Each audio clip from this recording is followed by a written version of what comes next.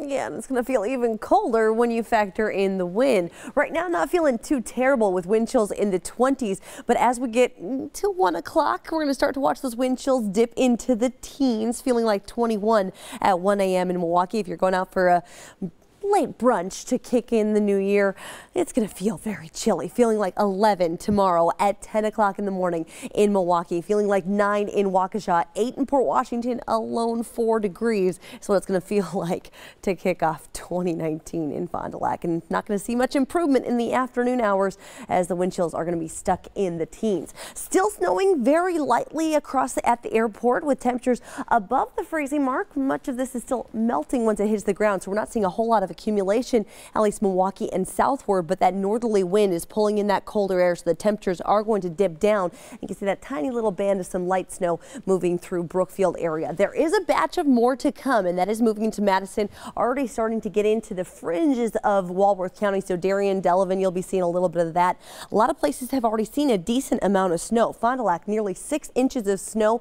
Beaver Dam, about 5 inches, about 2 to 3 inches in West Bend, closer to 2 inches in portions of Waukesha County. Mequon picking up 2.4 inches, Grafton 1 inch there, Greenfield about a ½ inch, and Milwaukee officially only about a ¼ inch so far. But yes, there is more to come. Winter weather advisory continues for all the counties in purple. That does include Waukesha, Ozaukee, Washington, and everywhere north and to the west. That's just because, again, that's the higher snow total amounts, but the heaviest snow bands have passed on through. We are going to look at an additional ½ inch to an inch from that next batch on the way. So that will be reducing visibilities, and a lot of folks are coming home from some of those New Year's parties. Temperatures, again, are hovering very close to the freezing mark, so a lot of that slush that we saw is going to start to freeze over. You're going to see some really crusty roads out there even as the snow comes to an end by about 2-3 o'clock in the morning. Notice it's 7 a.m. tomorrow. There's that northerly wind. We will push away some of the cloud cover, but wind chills